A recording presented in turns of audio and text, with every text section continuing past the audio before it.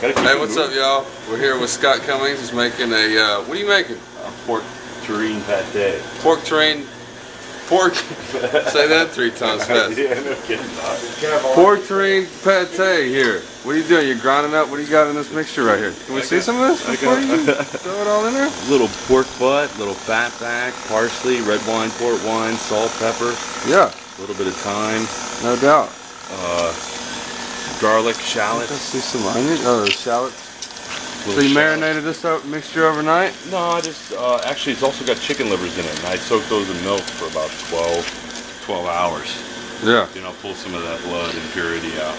No doubt. We're just all doing a real coarse grind, and then we're going to tack in our terrine mold right over here.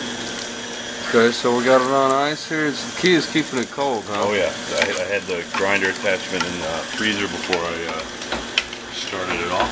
Yeah. And right now we're at the end of our grind here. We're only grinding it once, just a coarse grind. Yeah. Probably could be more, you know, normally in those Hobart machines you get a more of a coarse grind. It's probably about that size. Yeah. This one's a little bit finer, but it'll be just fine.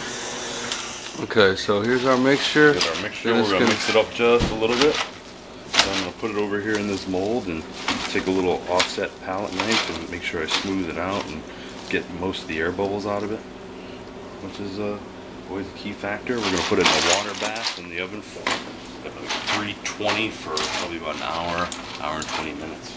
Okay. We'll definitely check it after an hour. Water bath. Let me get a shot of your mold over here.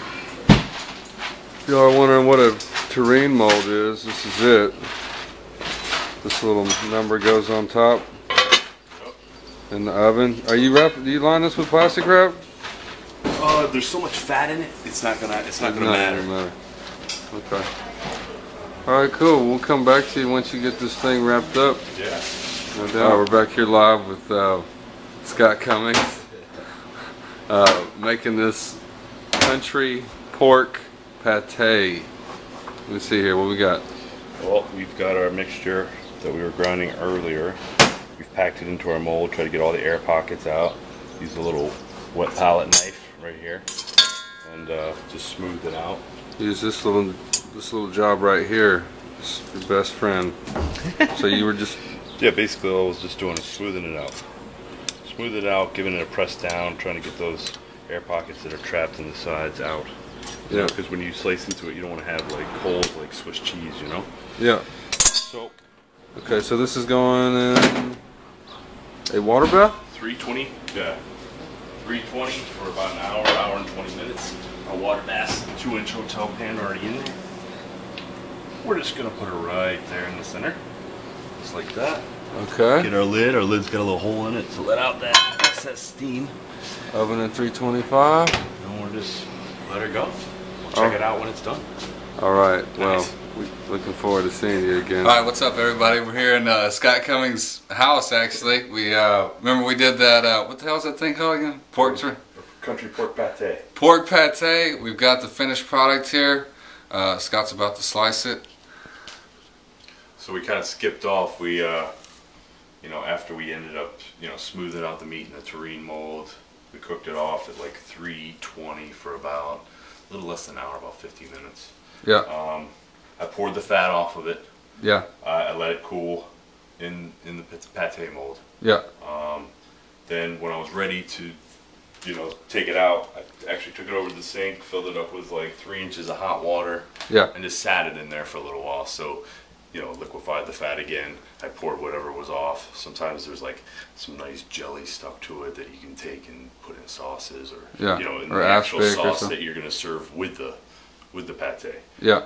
So after I poured it off again, I just, you know, put a little plastic wrap and you pressed it. Well, I pressed it with 2 pieces of pine that I got cut at the hardware store. Ah, okay. So you wrapped the pine in plastic wrap, and then you press it overnight. Just put some weight on it overnight, and then the next day you end up with this nice compressed piece brick of meat, and I've wrapped it up like several times in plastic wrap. And this thing is actually a couple days old now, so it's going to show probably a little bit of oxidation, but you know, to avoid that, after a couple of days, you just throw a little bit of TCM in it, which is tinted curing mix. Yeah. You got to be careful with that, because any human being eats a little bit more than a tablespoon, you can die from it. So basically we eat this thing fresh and toss it. Yeah, well, no, I didn't put any TCM in this one. Oh, okay. You know what I mean? So it'll be grayer than, you know, if it would be the day after you've pulled it out and cut into it. Word. We'll put that TCM to make sure Preserve. it stays pink. Yeah. It's kind of like, you know, I always just do a thicker piece first to take off. Oh, look, it has retained some of its pinkness. Yeah, it has. But you can see how it's kind of oxidizing on the outside. Which, Oh, the you know, smell, still you not can bad. just But you know what I smell mean? the flavor in there. Yeah. You smell the garlic, you smell the herbs, you see the little pieces, you know. Yeah, you got the little garnishes. fat in back in there. You can see kind of little veins of the chicken liver running through it. It definitely needs some more herbs. That I More will herbs. say. But you know what I mean. You can put whatever you want in it. You can put nuts in it. You can put Pistachio. I see a lot of dried- people with the dried fruits. pistachio. yeah, Yeah. bunch So of stuff. basically, it's really up to you. So what you know. You always people used back in the like 80s, man. They sliced this stuff so thick you could like bounce it off a car. You know what I mean? Yeah. Like, and it's kind of hard to get through. I feel, you know what I mean. So like what I do is like Little I thinner go slices. little thinner slices. They're not like they're still substantial, but you know what I mean. It doesn't look like, oh my God, I'm gonna have a dent in my stomach because I just ate a pound of Yeah, a pound of freaking pork fat. This So, is very also- like simple, rustic, man. You know what I'd probably put with this pate is like a 3 mustard sauce, maybe the 3 mustard vinaigrette. Probably not, because I do pickled baby vegetables like beets and Yeah. haricots verts, turnips, things like Something that. fresh. And then do like a 3 mustard sauce with it. And Yeah. simple. I've also easy. seen people, since it's served cold, dip it in like, what do you dip it in aspic, or you can dip it in a jelly. You can also? you can. That's more old school work, huh? Clarified stock. You could, Yeah. it's real gelatinous. You could heat it up and you could glaze the top with it. You could also do, take some gelatin and some sherry vinegar or Yeah. some gelatin and some Madeira and make a Madeira glaze on top of it just to give it a little sheen and Give a little better other appearance. complexity and flavor. It's nice. Well, buddy, Thanks. another wonderful job, man. Well, y'all see the pork pate? Hope y'all enjoyed it. We'll see you next time. We're out.